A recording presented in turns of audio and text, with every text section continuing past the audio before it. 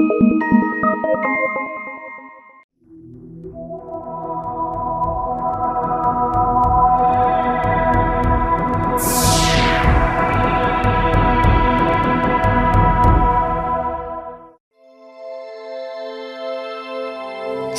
വീണ്ടെടുക്കാനായി ശ്രീരാമനും വാനരസേനയും ലങ്കയിലെത്തി. ധർമ്മവും അധർമ്മവും തമ്മിലുള്ള രാമരാവണ യുദ്ധം ആരംഭിച്ചു. ഓരോ ദിവസവും അതിഭീകരമായ ലങ്കൻ പടയെ നേരിട്ട് വാനരസേന തളർന്നു. പക്ഷേ രാമലക്ഷ്മണന്മാരും സുഗ്രീവനും ഹനുമാനും ചേർന്ന സൈന്യം ഒട്ടും വിട്ടുകൊടുക്കുവാൻ ഭാവമില്ലായിരുന്നു.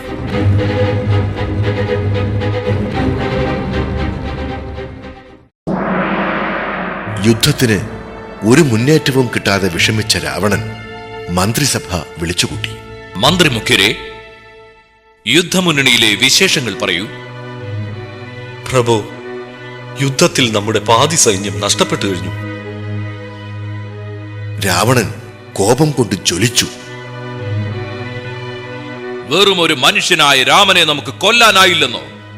ലജ്ജാകരം, ലജ്ജാകരം! എങ്കിൽ നമുക്ക് കുംഭകർണനെ യുദ്ധക്കളത്തിലിറക്കാം.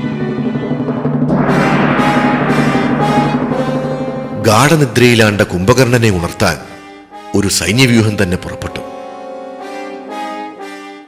പക്ഷേ ഒന്നും സംഭവിച്ചില്ല. പല വിദ്യകൾ പലതരത്തിൽ ആവർത്തിച്ച് അവസാനം ഒരു വിധത്തിൽ അവർ കുംഭകർണനെ ഉണർത്തി.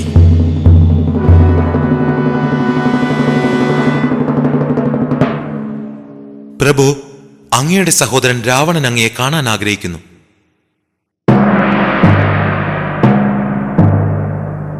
കുംഭകർണൻ രാവണനെ ചെന്ന് കണ്ടു. പറയൂ ജ്യേഷ്ഠ, എന്നെ ഉണർത്താൻ മാത്രം ഇവിടെ എന്തു ദുരന്തമാണ് സംഭവിച്ചത്? നീ രാമനുമായി യുദ്ധം ചെയ്യണം.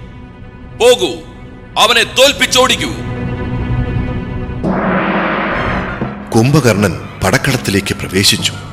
ആയിരക്കണക്കിന് വാനരന്മാരെ അതിബലവാനായ കുംഭകർണൻ കാലപുരിയിലേക്ക് അയച്ചു. രാമബാണങ്ങളേറ്റ് ശരീരം മുറിഞ്ഞിട്ടും അയാൾ വാനരസേനയ്ക്ക് കനത്ത നാശം വരുത്തിവെച്ചു. അവസാനം ശ്രീരാമന്റെ അമ്പേറ്റ് അയാളും മരിച്ചു വീണു.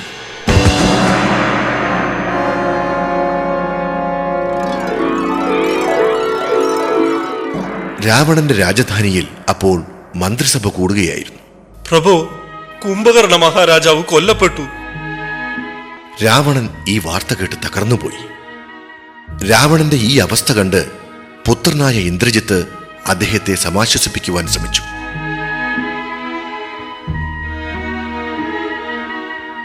അച്ഛാ, അങ്ങ് വിഷമിക്കാതെ.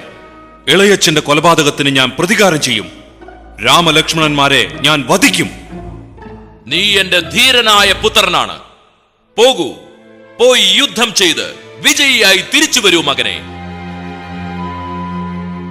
ശത്രുക്കളോട് അദൃശ്യനായി നിന്ന് യുദ്ധം ചെയ്യാൻ കഴിയുന്ന ഒരു വരം ഇന്ദ്രജിത്തിന് ലഭിച്ചിരുന്നു.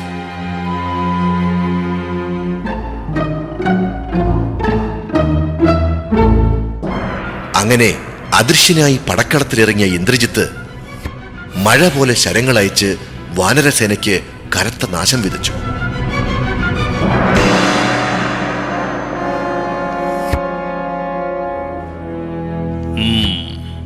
അതാ ലക്ഷ്മണൻ എന്റെ സൈന്യത്തെ നേരിടുന്നു.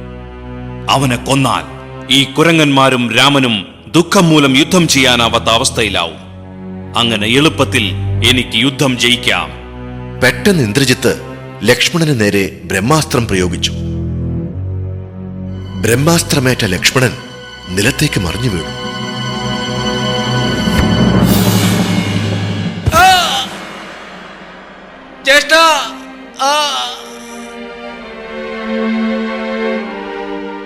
ലക്ഷ്മണൻ മരിച്ചതിന് തുല്യമായ അവസ്ഥയിലായി.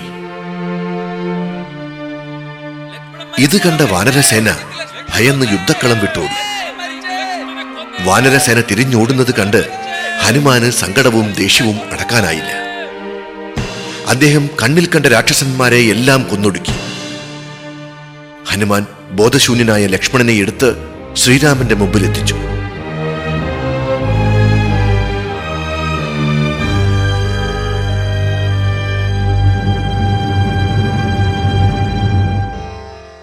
ലക്ഷ്മണനെ ഈ അവസ്ഥയിൽ കണ്ട ശ്രീരാമൻ അതീവ ദുഃഖിതനായി. രാമന്റെ ദുഃഖം കണ്ട് ഹനുമാന് അടങ്ങിയിരിക്കാൻ. രാവണന്റെ കൊട്ടാരം വൈദ്യനായ സുഷേണന് മാത്രമേ ഇദ്ദേഹത്തെ രക്ഷിക്കാനാകൂ. ഹനുമാൻ വളരെ പെട്ടെന്ന് നഗരത്തിലെത്തി. സുഷേണനെ അദ്ദേഹത്തിന്റെ വീടോടുകൂടി പൊക്കിയെടുത്ത് ലക്ഷ്മണന്റെ അടുത്തെത്തിച്ചു. രാമൻ ലക്ഷ്മണന്റെ ചേതനയേറ്റ ശരീരം മടിയിൽ കിടത്തി. അദ്ദേഹത്തിന്റെ കണ്ണിൽ നിന്ന് കണ്ണുനീർ ധാരയായി ഒഴുകി. ഇത് കണ്ട സുഗ്രീവൻ പറഞ്ഞു, സുഷേണ, അങ്ങ് മഹാനായ വൈദ്യനാണ്. ലക്ഷ്മണകുമാരനെ രക്ഷിക്കാൻ അങ്ങേക്ക് മാത്രമേ കഴിയൂ. മഹാരാജാവേ, വളരെ വിശേഷപ്പെട്ട ഒരു ആയുധം കൊണ്ടാണ് ലക്ഷ്മണകുമാരന് മുറിവേറ്റിരിക്കുന്നത്. ഹിമാലയ സാനുക്കളിൽ വളരുന്ന മൃതസഞ്ജീവിനി എന്ന ദിവ്യ ഔഷധം കൊണ്ടുമായി ഇദ്ദേഹത്തിന്റെ ജീവൻ രക്ഷിക്കാനാവൂ. അതും നേരം പുലരും മുമ്പ് കിട്ടുകയും വേണം. പക്ഷെ അവിടെ പോയി വരാൻ കുറഞ്ഞത് 18 വർഷമെങ്കിലും എടുക്കും. ഇത് കേട്ട ഹനുമാൻ ശ്രീരാമനെ വണങ്ങി. ഹിമാലയത്തിൽ പോയി ആ മരുന്നുമായി പുലരും മുമ്പ് തിരിച്ചെത്താൻ അങ്ങനെ അനുഗ്രഹിച്ചാലും. അതേ ഹനുമാൻ, താങ്കൾക്ക് മാത്രമേ അതിന് കഴിയൂ. വേഗം പോയി വരൂ. താങ്കൾക്ക് എന്റെ മംഗളാശംസകൾ. വളരെ സന്തോഷം. ഞാൻ എത്രയും പെട്ടെന്ന് മരുന്നുമായി തിരിച്ചെത്താം പ്രഭു. രാമന്റെ കൈപ്പടം ഹനുമാന്റെ തലയിൽ തൊട്ടപ്പോൾ അതുവരെ ഉണ്ടായിരുന്ന എല്ലാ ക്ഷീണവും അദ്ദേഹത്തെ വിട്ടകന്നു. പുതിയ ഊർജവുമായി ഹനുമാൻ ഹിമാലയം ലക്ഷ്യമാക്കി പറന്നു. കാടും മേടും നാടും നഗരവും പിന്നിട്ട് ഹനുമാൻ ഇടിമിന്നൽ പോലെ പറന്നു.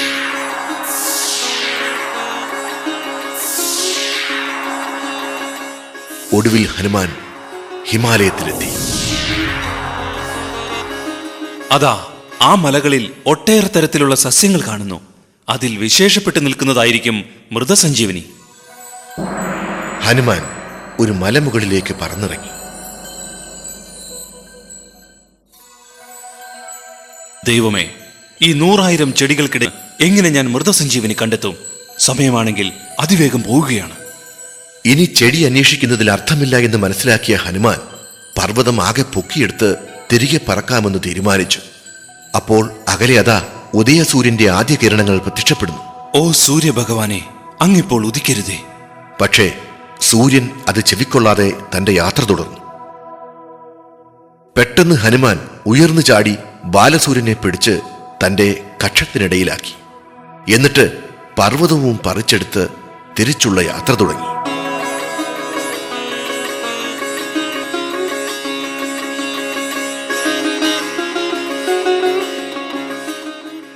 ഇതേ സമയം ലങ്കയിൽ ശ്രീരാമനും സുഗ്രീവനും മറ്റുള്ളവരും അക്ഷമരായി ഇനിയും തിരിച്ചെത്തിയിട്ടില്ലാത്ത ഹനുമാനെയും കാത്തിരിക്കുകയാണ്. പെട്ടെന്ന് എല്ലാവരെയും അത്ഭുതപ്പെടുത്തിക്കൊണ്ട് ഒരു കൈയിൽ വലിയ പർവ്വതവും മറു കൈക്കിടയിൽ സൂര്യനുമായി ഹനുമാൻ പ്രത്യക്ഷപ്പെട്ടു. സുഷേണൻ പെട്ടെന്ന് പർവ്വതത്തിൽ നിന്ന് ചെടിമരുന്ന് പറിച്ചെടുത്ത് അതിന്റെ നീര് ലക്ഷ്മണന്റെ വായിലൊഴിച്ചു കൊടുത്തു. എല്ലാവരും ആകാംക്ഷയോടെ നോക്കി നിൽക്കെ പെട്ടെന്ന് ലക്ഷ്മണൻ ഒന്നും സംഭവിക്കാത്തതുപോലെ എഴുന്നേറ്റിരുന്നു. വാനര സൈന്യം ആവേശം കൊണ്ട് തുള്ളിച്ചാടി.